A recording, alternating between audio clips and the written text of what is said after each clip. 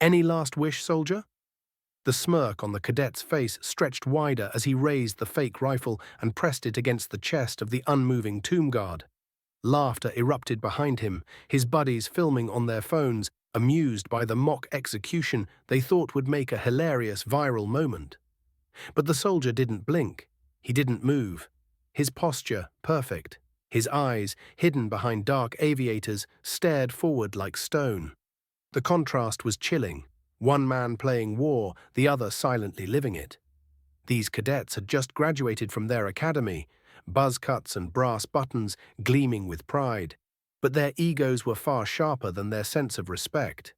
They were told Arlington was sacred ground, that the tomb of the unknown soldier was protected by one of the most elite units in the US Army. But to them, it was just another backdrop for a stunt, a game, and as the rifle-toting cadet leaned closer, mock-serious in tone, the others giggled louder. "Make it look real," one whispered. "Scare him." But what happened in the next 10 seconds wiped the smiles clean off their faces. At first, nothing. The guard remained still. For a breathless second, the world felt frozen. Then, click. In a single motion, the tomb guard's rifle snapped into position. His boot stepped forward, firm and precise, voice slicing through the air like a blade. "Stand down." The sheer authority in his voice stopped everything. Phones dropped, laughter died. The cadet stumbled back, stunned, his fake bravado shattering like glass. Every head in the crowd turned. Their prank had just turned into a moment of reckoning. Two guards in full dress emerged from the sidelines, storming toward the scene.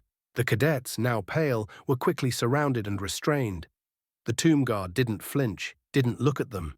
He simply turned and resumed his post with flawless precision, because his job wasn't to react, it was to protect, even in the face of mockery, even when disrespected. And just when the shame seemed enough, a voice broke through the silence. An older man, Vietnam vet by the look of him, stepped forward slowly with a cane and sorrow in his eyes. He raised a trembling hand in salute to the guard, then turned toward the stunned cadets.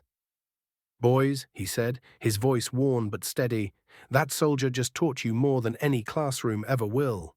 You mocked a tomb that holds heroes who died for your freedom to laugh. That wasn't just a prank. That was a disgrace." The cadet who pulled the trigger, his name was Jason, stood frozen, no longer smiling. His eyes welled with tears. The moment, the views, the attention, they all meant nothing now. Only the silence remained. He whispered, barely audible, "I'm sorry."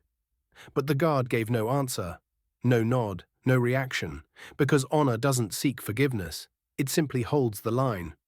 Jason had always been the funny one, top of his class clown, an internet daredevil. He grew up hearing stories from his grandfather who served in Korea but never truly grasped what sacrifice meant. That day at Arlington, it finally hit. And it hit hard. Weeks later, Jason wrote a handwritten apology to the Tomb Guard platoon. But he didn't stop there. Something inside him changed. That experience haunted him, but also inspired him. He applied to join the old guard. He didn't make it the first time, but unlike before, he didn't quit. He trained harder, shut his mouth, learned discipline. 6 months later, he was accepted into the program.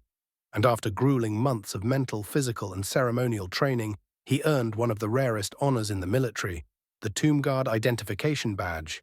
The same boy who once disrespected the tomb of the unknown soldier now guarded it. On his first official shift, standing tall and silent under the blazing sun, Jason didn't think about the phones, or the laughs, or the viral clip.